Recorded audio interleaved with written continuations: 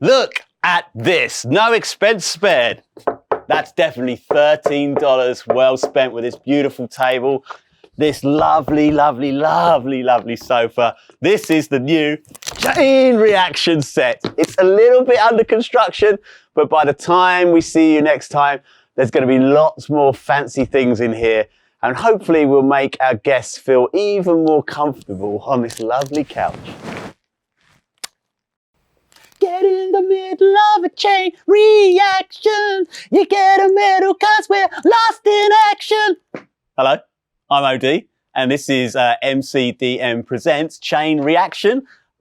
These are, look at all these questions we've got. Hundreds and thousands, or maybe 30 odd questions that the wonderful folks at the Patron wrote in, and we've collected them all. And I'm lucky enough to be here with these two incredibly handsome men, Tom, not Tom, Toms. It's a Tom sandwich, right? This is probably the luckiest moment of my life. Here I am in between, well, not in between, I could be in between these two lovely Toms. I'm having a Tom sandwich and I'm the filling. So Tom, not Tom, but Tom.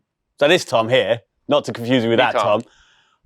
What do you do? Who are you in the chain? What's your role? What's your character? I play Copper, the Goblin Ranger, along with Big Cat. Big Cat. Yeah, he's cool. Displacer Beast.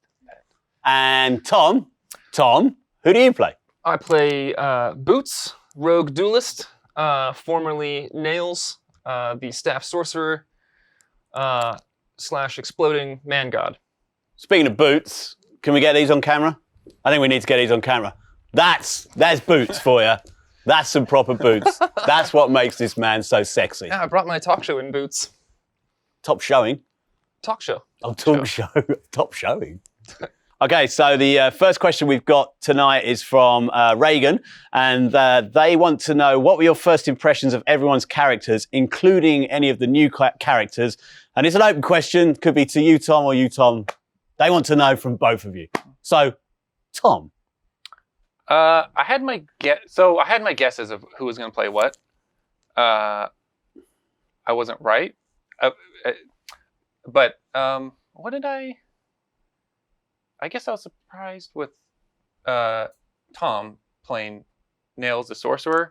I thought for sure he was going to play a rogue, but then when he now plays Boots. And I think even during the stream I said, it was like, oh, this feels right. Like, I think so when he finally got to play as Boots the rogue, I was like, all right, this is Tom. Totally. Yeah.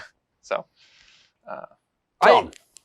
I knew that there were a couple of weird, like at least two weirder things going on, and I knew that Tom was up to something, because I remember like a year and a half ago, like when Talk of Doing the Stream first started happening, I know you were scheming with Matt and like making custom classes and stuff, and so I was like, I think because I thought it would be cool to play a halfling thief who. That's what I guessed too. who was a dual class beastmaster that rode a tame mimic chest. Whoa! Like okay. I love the idea of like riding a tame mimic chest, and I just remember that, like, you had been talking about like what kind of beasties could be your buddy in the stream. So Mimic chest. Yeah. Right. A chest? It's a chest. Like a chest. Like a treasure chest. A treasure chest. Except when you open it, it goes blah and it eats you. Right. And you could ride around on a chest. Like his little legs would move. Yeah. Would it move? Right. It's a cool image, right? Well, if it didn't move, yeah, his character would be just sat on a chest. Where did you start? Black bottom. Is that right? Black bottom? Black bottom. Right. Yeah. So it would have started and it would have just been you sat on a mimic chest. Well, that's that then. Put on End of D&D. Just sat on a chest while fucking fireballs get thrown at your head for the next 5 minutes. Yeah. Well, I suppose that'd been a different character dying. Put on a little cart and like wheeled around.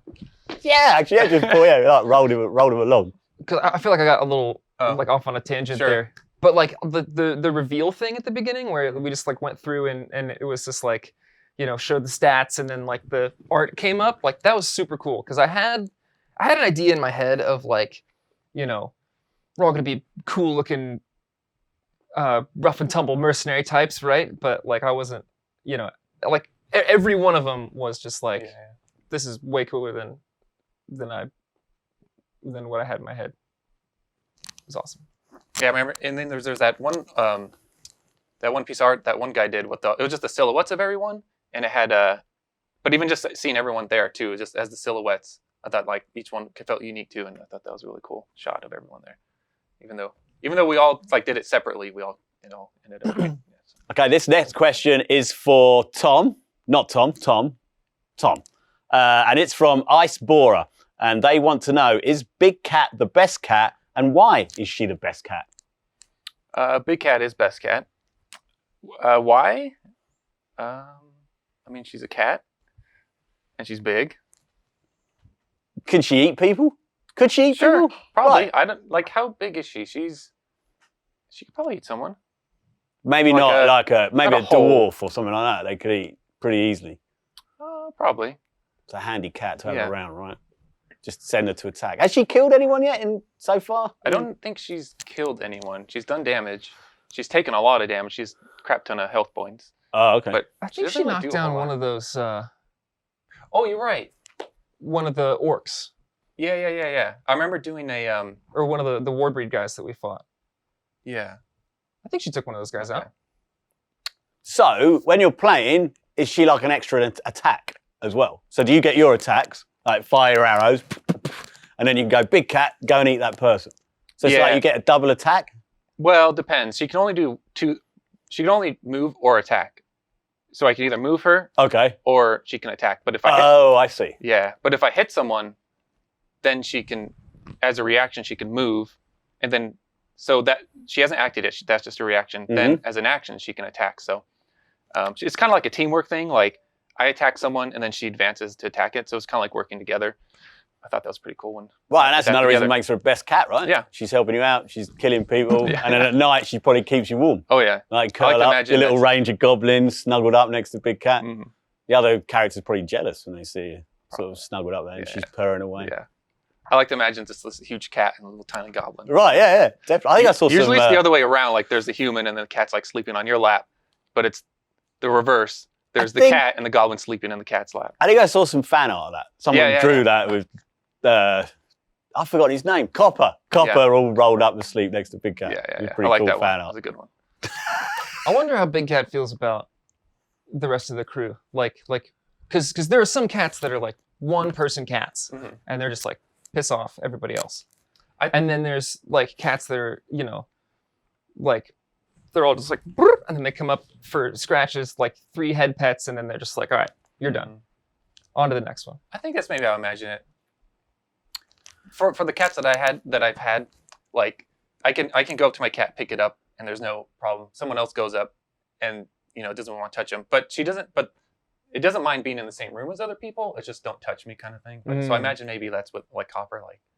You can. One of the other members of the chain went up to Big Cat, though, and petted Yeah. him, right? And I think they did a roll for something. If I Oh yeah, remember yeah. right. Oh, Slim yeah. did. And Yeah. it was Slim. Yeah. Yes. And so That was I the first- think he rolled well. He rolled like 20 something. Right, and Big Yeah. Cat kind of went up on there. I think she sat up, right? 6 Yeah. legs. She's got 6 6 legs. legs. So she sat up with 2 legs like this, and I guess the other 4 are like this, Mhm. and gave Slim like a big slurpee. Right? Yeah. So she likes Slim. Yeah. She likes you. That's true. Yeah. She the likes other 3. She likes the. I'm not sure about, like, would she like Judge? He looks pretty scary, right? I feel like I'm scared. maybe all the non-humans. Maybe I don't know. Maybe Right. Slim, Goblin. I'll say, Tiefling, maybe. okay. I don't know. I'll have to roll for boots. Yeah. See how- Yeah, see, Puss in Boots, come on. Yeah. That's Big true, Cat's that's true, going to yeah. love Boots. Puss in Boots, they just go hand in hand, right? Mhm. She's going to scratch the fuck out of you. yeah, I was gonna say, this is how my second character dies. You're gonna roll Well at done. one, and it's like Big Cat's claws sink into your eyes, and your face gets Big pulled Cat apart. hates Yeah, right, Big Cat will not sleep until you're dead. right. Like I just got this little cut that hurts from a tiny little cat. Dude, that is get a- not a little cut, dude. Show the cut. That is But I don't know if you can brutal. see that. That's for my cat. That's Big It wasn't Cat. on purpose. I accidentally scared my cat. No. So you scared your cat, and then it pulled a knife on you. Yeah, I scared her. She pulled out my knife, and then whoosh, I don't know. She has whatever 20 knives on her feet. What's your cat's name? killer. I call her PJ. Her full name is Patty Ray Jr. It's a female cat. Patty Ray Jr. Yeah, it's a female cat with the last name Jr. I thought it was silly, but short for PJ. That's amazing. I never knew. That I is never delightful. knew. PJ Jr. No, Patty Ray Jr. Yeah, Patty Ray. Patty Ray, Patty like Ray. Star Wars, the Star Wars character Ray, Yeah. R-E-Y, R-E-Y. Oy, oy. But so that's where it came. So it's a silly name, like silly names for animals. Now we know. Yeah. Okay, so we found out Tom has a multitude of pets. He lives in a zoo, but he also owns a chameleon. So this is the real hard-hitting questions. Yeah. What is your chameleon's name? So I have first there's a bunch of different types of chameleons. This one's veiled chameleon, mainly because it's supposed to be the easiest to take care of. I never had one before, and they're like one of the hardest. Like I was Googling and researching it, and one of the hard, reptiles to take. So it's veiled chameleon. So what his name? It's a he. It's his name is PK, because my cat's name is PJ, and so the next letter after that is K.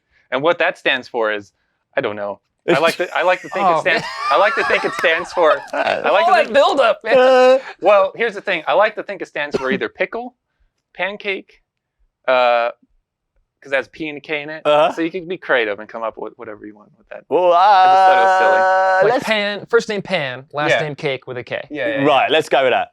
Pancake. But I found the initials, but I didn't know. I went the reverse order. I found the initials first, but I don't know what the full name is. So anyways, it's kind of silly. Now we know. Yeah. This next question is from Sam, Film Geek, and they would like to ask, what was your favourite moment playing Nails? I think we can guess which Tom that is then. This is an easy one, but it wasn't actually. So my favorite moment wasn't actually on the stream per se. So like the way that we worked it out, basically Matt had said, watch this Star Trek episode, like months and months, like 6 months ago at least, and I was like, okay, yeah, that's cool, and he's like, I want to do this in the campaign, and I was like, ooh, so like we had this, we were scheming behind the scenes, and basically the way it worked out is like he would just give me like a note or like a story beat and be like he's like, I'm gonna set up this scenario and then this is gonna happen. Like just say this or do this. So like he'd like feed me a line, right? And it was like the morning-ish around lunchtime on the day of the stream where the Somnium Tenebris shows up and Nails goes kind of full God mode.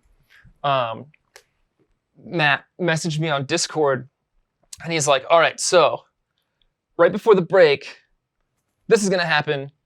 You're going to blow up butts. And I was just like, yes. And like, just the anticipation of Anna's face when I was about to blow up one of her followers. It was great. Yeah, I think you just did the, right? Yeah. I was like, I just blown up Grounds butts. for Like, demotion. that's it. That was a great line. Be gone with That you. was a great line. God. And then the way Colville described it, it's just pink mist, like completely Yeah. disintegrated Vaporized. into nothing. And then on the flip of that, you're like, I'll just bring it back together again. It's like, Yep. fucking hell, he's powerful. Yeah. Actually, you know what's funny is like I, because I was having way too much fun with that whole thing. And he actually ended up passing me a Post-it note that said, don't forget to put butts back together. So, Jeez. yeah. I had to be reminded of a couple things. There was another one where he passed me a note that said, like, maybe take it easy on the mic a little bit. Because I was just, like, saying everything in my reverberating God voice. Well, but you're a god. Yeah, I was having a Right. blast. The glasses are on, you use the mic, right? Yeah, all bets are off. Right. All butts are off. Yeah. I'm sorry, that was terrible. This next question is from Scott, and he would like to ask Tom, not Tom, how does Copper feel about the revolving door of chain members going in and out of the senior officers' circle for Big Cat, Yarn, or Laser Pointer? The first part, I think he's. I feel like he has I feel like he's having hard time. So like when Sweet became the commander, I thought for Copper that was he liked that because like Sweet's like strong and tough, and like being a little goblin, he follows whoever like the strong ones. Mm-hmm. So when Sweet be commander, he liked that. But now, well, and now it's King. So there's been a lot of flips. So I feel like he's, a little bit of not disorder, but trying to come to. They've all been, all the commanders have been, what was the word I could use? Like overbearing kind of characters, right? Lars originally was, what's his name? Red. He's not a big guy, right? Then Phil's like the gangs of New York geezer who's going to punch you in the face in a split second. And now, actually, what's Lars King? Like he's quite a. No, he's a cleric, right? He's a cleric, yeah. So I feel, so maybe with King he's having a little trouble with that, maybe. Is there a little bit of a sizes thing going on here, right? They just overlook the goblin. Like the goblin's never going to be they're never going to be the head commander, right? No, they're just like, no goblin. Maybe someday. I don't know. No, I honestly think he'd have such a hard time, like being commander. I don't think that'd be. I can dream, but I don't think that's. I don't know. The dream. Oh, he's next to Big Cat. Yeah. It's just he's a little bit. It's not it's not always the size that matters. If anything, Big Cat for commander. Right, Big Cat for commander. Yeah. Right. Let's start a campaign here and now. And so I read out this question and it said for Big Cat, yarn or laser pointer. Yeah. What? Just what I think. Like when you tease a cat? Yeah. I think laser pointer, mainly because I imagine that would be rare to see in a world like this. Like, where are you going to find a laser? There may be some on that Star Trek's ship you were just on. It's got to be a laser pointer there. Yeah. So if you were to come across that'd be like some kind of illithid mind laser. Yeah, that's like the good stuff. But the yarn you'd come by, I don't know. Plus, it wouldn't only be yarn. It'd probably be like a rope. Like a yarn is so small for. Oh right, for a big cat. Yeah. It needs probably be some rope or something. That's actually a good idea. Rope you'd like tie a ship up with or something like that. Really strong rope. That's actually good. Or some chain. Some chain. Yeah. Just wiggling her. That's actually. I gotta write that. Let me write that down. Here you go. No, sorry. This next question is from Chad, and they want to ask young Mr. Schmuck, do you have a desire to play more with your retainers, or are you happy with sticking to your character? I like the idea of like getting to shake it up a little bit. I think it'd be cool if like, and I think this idea has been floated where we would go, like we would send the retainers on a side mission and maybe do a stream where we were all playing as the junior officers, like for whatever little side quest that they were on. Or like, I don't know. I think it'd be neat. How many retainers have you got? We came up with that number based on like our charisma modifiers. And I've got, Boots was one of them, so I've got 3 remaining. 3 remaining. Yeah. Oh wow. Do you remember their names? Pressure's on. I've got Ox, Roach, and the other one. That's their name now, right? The other one.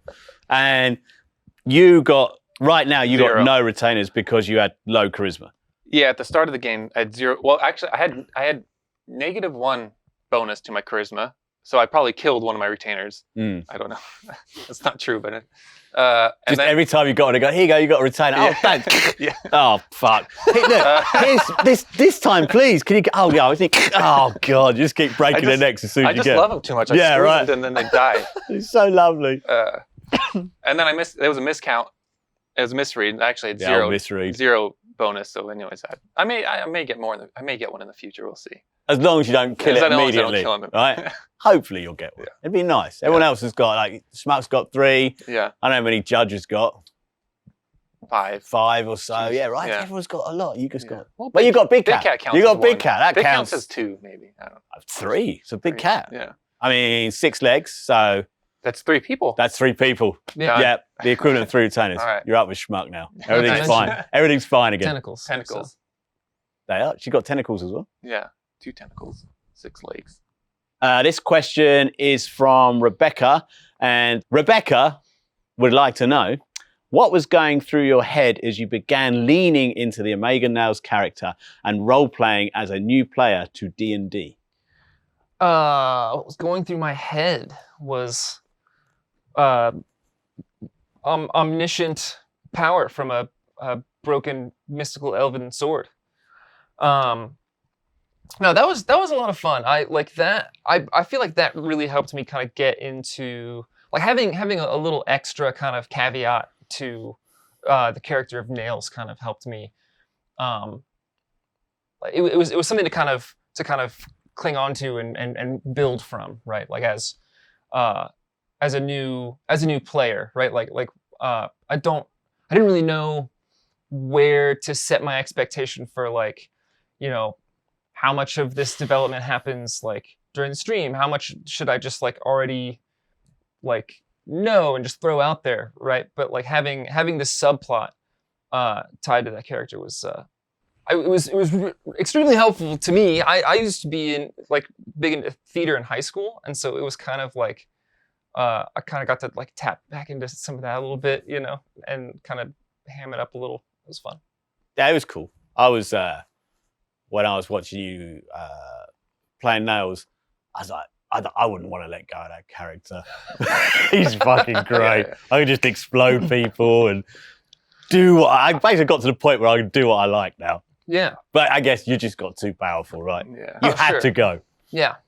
Well, I think there's something kind of bittersweet about it, right? Because like Nails, like when we started the stream, I knew that Nails was like the overwhelming likelihood is that he wasn't going to make it out of, you know, the rest of the crew having to deal with him, you know? And so I don't want to say it was like a throwaway character, right? Because that makes it sound kind of bad, but you know, it was just a bone stock sorcerer, right? But then like just through the whole exercise of like, you know, okay, now you're turning into a god, like it just things got really interesting really fast, which was cool. This next question is from Rusto, and this is a question for both Toms, and they want to know what has been your favorite moment in the story so far. Let's start with this Tom. Okay. I think my favorite moment, I don't know if it's necessarily a moment, but episode sort of was the episode, was it probably 4, I think it was, when we, when Nails and Sweet had died, not for that reason. No, it is, isn't it? Admit it. But no, not for that reason. Those two fuckers are out of the way. More room for the goblin. Yeah, right. Finally, Stood on the top of Big Cat. Now's my chance. But for the introduction of Boots and Slim and the new ship, our new ship, I felt like that, all those 3 things coming together, that was like, okay, this is the chain now, like Schmuck being the rogue and then Phil playing as the Gith, and then us having that ship for that's kind of like the base of operation for the chain. I thought that was so the coming together of the new chain. Yeah, was kind of the moment like, for you. For me, that's cool. That was exciting. For me, I thought that was an exciting episode. Yeah, that was a good one. That's up there for me too. Was just like because I didn't think we were gonna get out of there with the ship. I was like, we're probably not gonna end up being able to like actually take the thing, because it's like dying and falling apart, right? And Captain Massingham is like, no, fuck it, scuttle the ship, get out of there. You know, and people were all blowing up, and like there's only 20 of us left. And then it's like, we meet Slim. I thought Slim's introduction was super cool. And then he's like, I can drive the boat. And so it's like, sweet. We got a new dude, we got a mind flare ship. And then I think it just in this past stream, the whole like, you know, should we trust this alien? And then just Anna's immediate like, who said that? Yeah. And then like it turned out to be the guy. Like I don't know. It was just like this. It was a perfect like synergy of Anna and Judge and right. When we were chatting a little bit before, when we were talking about that if we took that moment when the changeling or whatever it was says, "Well, are we going to trust that alien?" And then so in real time, it would be Judge going, "Who said that?" A fucking whip around its neck or whatever, like that, with King going, "No, stand down." Fuck off. I'm going to do this bastard. You're going to take that however long it took on the stream, like 20 minutes or so, but it was like That's true. It's 3 seconds of like, what? Yeah. No. That's true. Yeah, at the time. That's my favourite moment. Yeah, I think that is. That's a cool moment, that. I guess that's true. At the time, I was like, wait, what's going on? But then when I think about it, Judge doing that, I was like, oh, that's cool. Worked it out straight away. Yeah. They're going to get it. The thing about, and you said it, you almost went, oh, when we got the ship, and you wanted to say its name. Come on. What's that ship's name? I could never. We need to rename that ship. It's something fucking weird, like Obly Lobbly Lula or something. Oh, like, it's the Somnium Tenebris. Yeah. There you go. No way. I didn't know. Yeah. Yeah. I always hear it in Ian McKellen's Gandalf voice. And the ships, they, what's it been fueled on now? Because Colville always says... Whales. No, but it says it needs a whale. Mm-hmm. You haven't captured a whale, have you? We haven't yet. Yeah. Oh, spoilers. When we're in the when it first saying that it needs food, that was something Matt mentioned. It was like he needs to feed on whales and like fish and stuff. So. And because you said, I'm going to go, I think Phil at the time was saying, well, let's just throw all the bodies in that we've killed. We've killed loads of people and Colville's like, well, that's like giving some starving a power bar or something like that. It needs something big. So I was thinking to myself, this ship's just going to be like chugging along like an old banger. Like, oh, fucking hell, I'm going to get it to the garage or not before it conks out. Yeah. And so I was wondering what's next. But maybe there's a spoiler that you're going to have to go whale fishing in the next episode. That's it, whole episode. Moby Dick. We got The Thing, we got Star Trek, and now we got Moby Dick, right? You heard it here first, folks. Unless this goes out after the stream, then this isn't anything. You heard it second. You heard it second. You've already watched it. In which case, this is nothing. Nothing. Fuck, shut it down. I just want a little something. This next question is from Mike, and they would like to know, what are your real life classes? And let's start, that was for both of you. Let's go for Schmuckaroony. Strength is definitely a dump stat, so no kind of fighting class. I think maybe best I've got is like a charisma bonus, so probably a bard. Oh, I can see it. Yep, definite bard. A little bit of bardage. Mm-hmm. I do play the bass as well, so bass bard. Bass bard. Yep, yeah, done. Like if I could be one, I would be a wizard.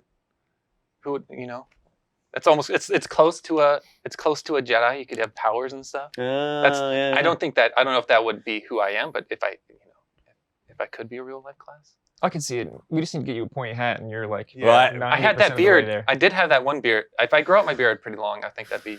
Oh yeah, you did used to have a serious beard. It was like one of the longest actually. Yeah, we did like where we worked. We did like a no shave till ship, and obviously like every video game in the whole wide world, it was late. So it was like 6 months more. So everyone by the end of it had proper big beards, like big bushy. I didn't even know I could. So I never even like grew a beard. Right, you just keep going, right? And then suddenly it's huge. It's and it's like a different face, right? Mm-hmm. So then when everyone shaved them off, and they came in the next day, like it's like their face is shrunk. And everyone looked fucking weird. Not an exaggeration. That is the reaction. Right, like people were, oh my God, you've got a different face. Yeah.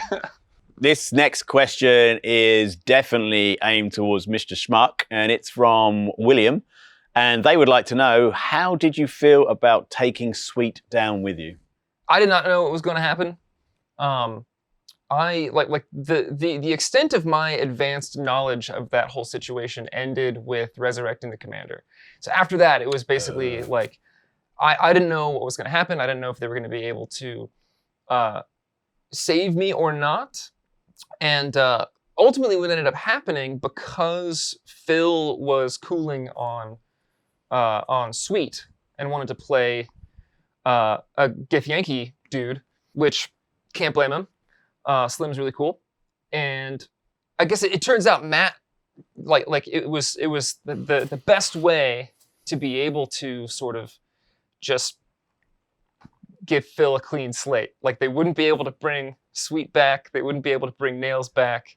I think it ended up being a pretty nice little narrative bow on top of their arc from the their arc through the prologue. So up to that moment, you knew that Nails was going to die, but the other players like Judge and Lars and Tom, they were kind of hatching a plan to try and keep you alive, right? They wanted Nails alive, but they had no idea, right? That it kind of. I don't think it mattered what they tried at that point. Nails was on his way out, right? I don't think that's actually true. Oh, really? So, yeah, well, what had happened is, like, when we first hatched this little subplot, of course, it was just like, Nails is going to become too big of a problem, and that, the rest of the chain is going to have to figure out they were going to have to kill him, because, like, there was no other, they were going to be left with no other option. But, like, as we kind of progressed into like the later episodes, it was like, the question got floated. It was like, would you keep playing Nails if there was a way out? I would have kept playing him for a little while, probably until we got to Capital at least. But like the plan was to like have him retire, basically, like whenever the gang would have like started on their first mission in Capital, they would have like found a little note in his bunk or whatever that just said like, I'm getting too old for this shit. Yeah, what I'm going to do is I've retired. I'm going to find a nice hammock on the beach and get a beer. But Phil and I both smoke. Kind of unbeknownst to one another, we had both kind of written some backstory stuff between Sweet and Nails. Like we both kind of had like sort of serendipitously made connected backstories for them, and they were both from Vasloria. They were both like Black Bottom dudes, and so the two Black Bottom boys going out together in a blaze of glory. Blimey. This next question is aimed towards Mr. Schmuck, and it's from Scott, and they would like to know, did you find your stint as Omega Nails to be a little stressful as a first-time player, or was it a fun way to introduce yourself to the fantasy of D&D? Yeah, I think it's a little bit of both. I think it's mostly the latter.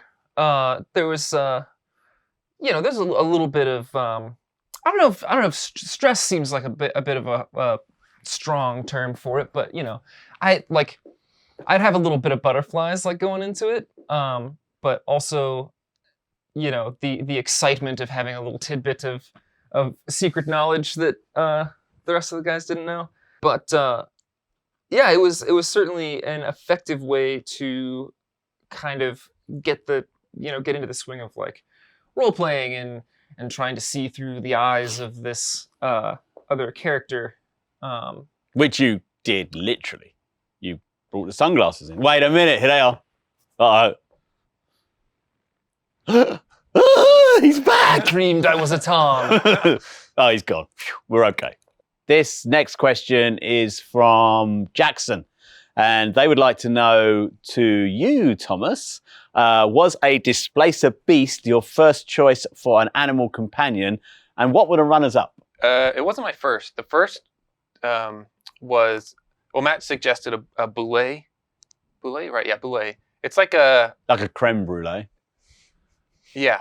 And I was like, I like food, but I don't want to. You don't want to ride around. Ride a creme brulee. I mean, a mimic's fine, maybe, but a chest is fine, but not a dessert. Not a dessert. Yeah, it's like this land shark. But so he mentioned that, and it was we first wanted to find a cool creature for the ranger, and he suggested that, but I was like, I didn't really know what that was, so I didn't really have any connection to it, and then it just felt like a shark, which wasn't. It didn't feel like a companion. A shark with legs. Yeah, I think it has some legs, and it could like burrow itself underground and like or something. So, but again, I didn't really know much about it. So I was like, well, I want something a little more familiar, something. And so I was looking up some more pets, some more animals, and like one came up was like a blink dog. So it's like just like a dog that could like teleport. I was like, oh, that's kind of cool. And then, but then, displacer beast was like, well, it's a cat, and I like cats. So that was the next suggestion. I was kind of stuck with that after. So you went through all these lists. Yeah. Like, sharks. Oh, that's cool. The blink dog. Yeah. Oh, I like cats. Yeah. Yeah. Yeah. That's what it was. obvious. You Once just I saw like that, I was cats. like, of course, with 6 legs and tentacles and a big cat. So blink dog, right? So you could sit on a dog, it blinks and it teleports, and you go with it. I don't know. That'd be nice. I'd feel That's like powerful. I'd feel like That would be I would. pretty sweet. Right. That would. Yeah. You've let the team down, mate. Imagine that blink dog. I mean, yeah. I wonder if it, like I'm sitting on the dog, it blinks away, and I just And you just like, fall down. like Yeah. cartoon like. It's just like. Yeah. And the land shark. He sound quite cool. Yeah, but as soon as it was a cat, I was like, all right, I feel connection with a cat. I We have a like cat. cats. We can. Yeah, You've got so, a cat. It had to be a cat. Yeah, You haven't got a pet shark. You haven't got a pet dog. yeah. You got a pet cat. Yeah. This next question is from Rackbell316, and they want to ask Tom, not Tom, Thomas, how much of a burden is it to be the world's best ranger? It's a tough job, but somebody's got to do it. This next question is from Joshua, and it's a question for you, Mr. Jakobsen. Not Jacobson, but Jakobsen, because he's Norwegian, somewhere. They would like to know, how do Copper and Big Cat feel about big cities? Do you think Big Cat might draw unwanted attention? So that was a concern, being in a city with this giant displacer beast cat. But when Matt was describing Capital, he did say that like that they are used to these types of maybe not displacer, but having different creatures and things. So I don't think it's that uncommon for them to see something like that. There is also the issue of it's a city, so there's lots of buildings and rooms and things, and how am I going to get this giant cat places? That's the other one. I know in the first episode I had him riding through that house, up the stairs and probably knocking down some picture frames and stuff. So that was how the to deal with the funny combination of those two together, right? Because it's like, okay, Ranger, you need to go up there and go in this little window, and then when the Ajax's wizard comes out, right, you're going to take that shot. You've got the red arrow, right? Right, it's all up to you. Okay, I'm going to little goblin, up you go, sneak through, and there's this fucking great big cat coming behind you, knocking all the furniture down. Oh, be careful, my sofa. Who get that bloody cat out of here? You're going to get hair on that couch. Right, yeah, what's going on? It's like, I'm trying to do a stealth attack here. I think even one point Matt mentioned, so I was like, Matt was like, okay, so what's the plan? And then I said, I'm going to go up to the top floor. And then he says, are you going to bring Big Cat with you? I was like, yeah. Right. Yeah, of course. What do you think?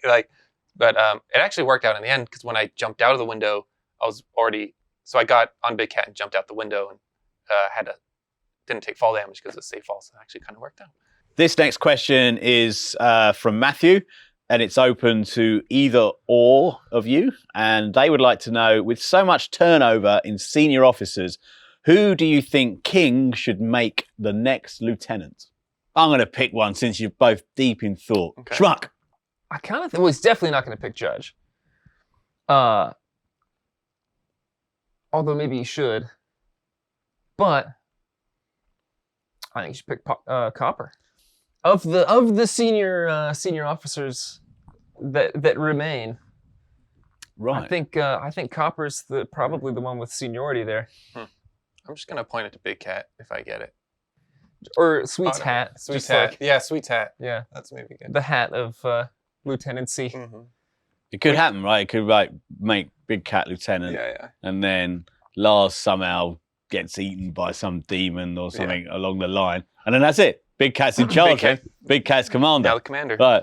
What are we going to do? Trips on the wrong deck of the ship. Right. Yeah, like suspiciously pushed by a cat. Cat paw on his back found. And then what are we going to do? Just hang around in front of the fire, drink milk, get stroked. Just going to order Blimey. around to get fish and milk and I don't know what that. That'd be it. Yeah. That'd be it. What your D&D? Harvesting Yeah, all right. milk and fish for cats. I think it should be Judge. Because then Judge as commander, I think that'd be fun. And you've already seen that they're a bit more, what's the word? Commander has to be a bit more methodical, thinking about like, what are we going to do next? Whereas Judge is like, we saw that last one, right? There it is, that's him. Yeah. I like that kind of but as being a bit more just on a limb. Fuck it, that's definitely them. I'm going to do it. Imagine that'd be like, as a commander, it'd be kind of fun to see that character just, fuck it, we're going to just do it like this. Yeah. This next question is from Brian, and again, it's for both of the lovely Toms. They would like to know, why did you both choose to play an atypical class for your current characters? I guess I'll start. Yes, you answer. Okay. Well, so I wanted to. I never played a ranger before yet in D&D, so I wanted to try, and I liked the idea of the Beastmaster subclass of the ranger, but reading over it, I liked the idea of it, but I didn't quite like all the mechanics of it, and so Matt took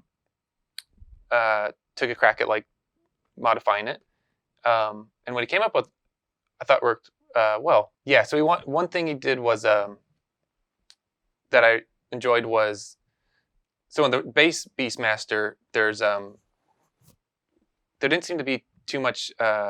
You and the pet aren't working together, and so what Matt did was like, when I hit someone, the pet can now, as a reaction, move closer to that creature. Right. So that was something new or munged together for this character. That so the big cat would work with you. It felt like we're working at the together. same time. Yeah, so it feels like than, we're working together, not just these two separate. Whereas like Beastmaster maybe suggests, I don't know, I'll get hounded for this one. Hounded Beastmaster. But they're commanding the beast more that like, you go and do this. That could be. Whereas it sounds like what you've got there with Copper is that you're a team. Yeah. You work, what you do, Big Cat will kind of complement or help you along. So is that kind of how it's different from a Beastmaster? Yeah, that's a good. Yep, I think that worded it good, really well. And then also that's one part, and the other part being being able to use monsters. So for this Beastmasters, you can list out different creatures you can have as a pet, but this one was more specifically for monsters. So, and with the frenzy mechanic, you can have them do multi-attacks. You can have them do these different abilities. So that instead of just normal, just basic attacks, they can now do special abilities. So Big Cat has a frenzy attack. Yeah, well, there's like, not frenzy, ferocity. That's one word. So that's the mechanic for it. So whenever the pet gets hit by something, however many dice it was hit by, that's how many ferocity points it has. So if you roll 4 dice as on attack against the pet, it now has 4 ferocity, and so you can consume those points to use a special ability against an enemy. So like 3 points is multi-attack, so then I can do a multi-attack against someone. So there's has all additional abilities it can do. Yeah. Frenzy sounded a bit better. Yeah, it does. I did like that. That's why I'm like, oh, frenzy. And then you're like, nah, it's not frenzy. Frenzy. It's like, fucking hell. Shut up. I'm not interested anymore. I'm not a frenzy and a cat going like this. Yeah. No. Yeah. Done. Ruined it. Yeah. Rename it. Yeah, right. Rename. In fact, change it. Well, it sounds like you can do what you like anyway with this game, right? I don't want to be a Beastmaster. I want to have my own thing. I won't change it all I up. want to be a cat dad. Right, cat dad instead of a Beastmaster.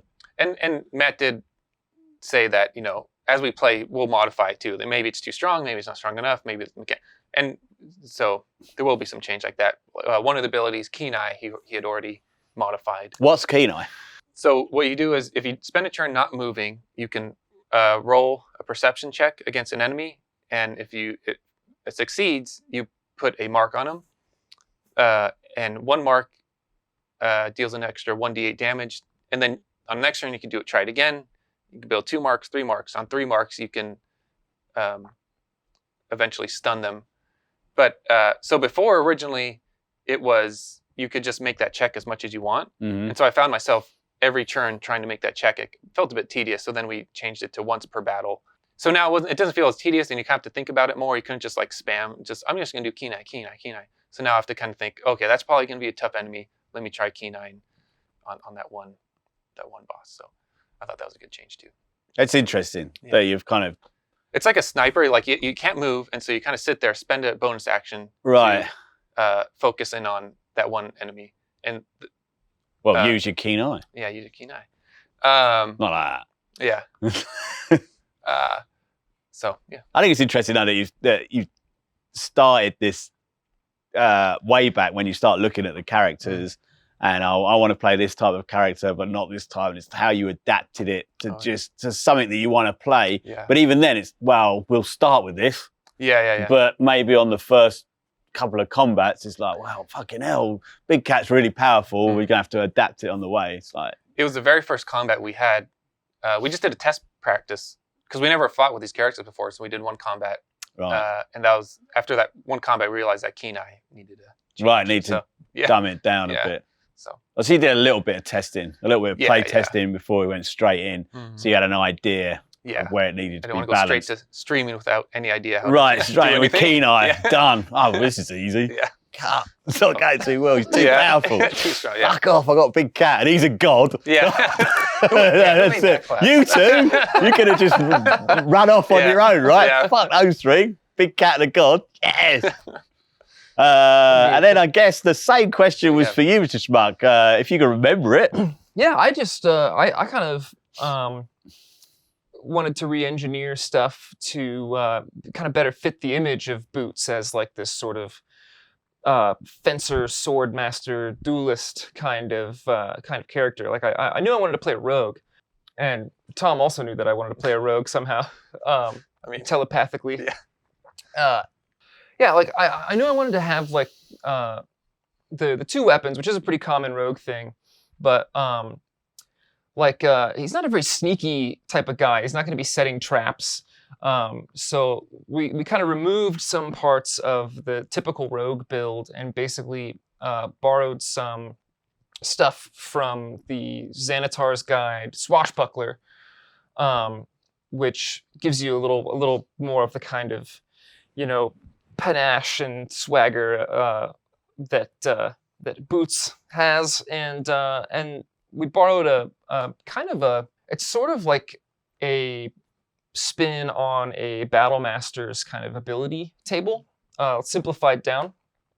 And so I've got these duelist maneuvers that I can do. I can if I make an attack on someone, if I hit them, I'll be able to like attempt to disarm them or knock them down. Ooh. Or if somebody attacks me and misses, I can get a hit in. You get a counter. Yeah. And if someone, I've got one, and I renamed some of this stuff too. I went through and looked up like a glossary of like Renaissance fencing terminology, and I was like, oh, that sounds really cool. I'll put that in there.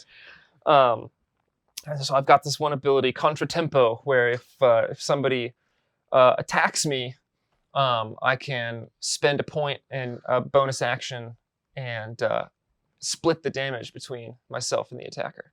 Split the damage, though? How does that work? You lost me there. Divide it by 2 and split it. So I still take half the damage, but the guy who attacked me takes half as well. So it's a little bit of the old, kind of partially block it with one, but then... I'm with you. I'm with you. That's a nice move. Yeah. I think when I first saw all the character art for the first time, when we had a little sneak preview before you guys saw it, I was kind of, that's got to be this character. And I think when I saw Nails, I was like, yeah, that's maybe a bit of schmuck there, maybe. Now I've seen Boots, it's like, there we go. There he is. There's Schmuck. At last he's playing the character he wants. Well, which is kind of why like Nails ended up looking the way it did, because I was like, I want to do something that's like definitely different, right? Like Boots is basically like Tom Schmuck the Rogue, right? Right, yes. Whereas Nails, I was like, I'm going to make him older and like, kind of grizzled Ernest Hemingway type of dude, right? I think actually when I first saw Judge, I thought that might have been your character. Oh yeah. Yeah, and then it's like, oh, it's Anna's. Oh, now I'm confused. Who's who? But yeah, we got there in the end, right? You had to be a god first, and then finally you got to be Boots for a bit of swashbuckling action. Action? Your teeth back in. Swashbuckling action. Swashbuckling action. That's all, folks. This next question is from Brian, and they would like to know, what is your character's impression of the Dark Dream? And that's for either one of you. Tom. My character's Boots' impression of the Dark Dream is he would think it's great, right?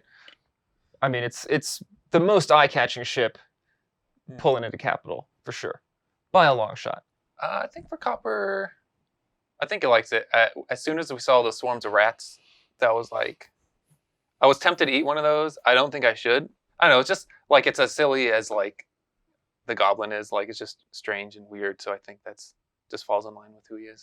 It's often described on the stream as a squid ship, right? Is that what we're kind of looking at here? Like, as you see, it's got like a ship kind of form, but loads of tentacles like that fly around at the same time as it's sailing along, and it needs feeding. Yeah, it needs feeding a lot. It is alive. Yeah. It is alive. It's alive. That's it. And the ship is alive. Our ship is our house and pet. Yeah. Right. And the other thing I thought was, I can't remember which one of you, some of you wouldn't sleep on the mattresses because the mattresses are alive as well. And they're cleaning your skin, which means you've definitely got to sleep naked. Two of you wouldn't even go on the mattress. Like say, I think maybe more of you, like, I'm not going on there. I don't like it. I can't remember who it was. I think the Goblin was on. No, I'd probably jump on there naked. I think you slept with Big Cat. Probably. You always slept with Big Cat, right? Yeah. Nothing funny. No. Just, Okay, thank you very much for tuning in to Chain Reaction. So many questions. We want even more questions next time, please. Keep them rolling in. It's been my absolute pleasure to be the sandwich between these two Toms, even though I'm off to the side again. And hopefully we'll see you next time.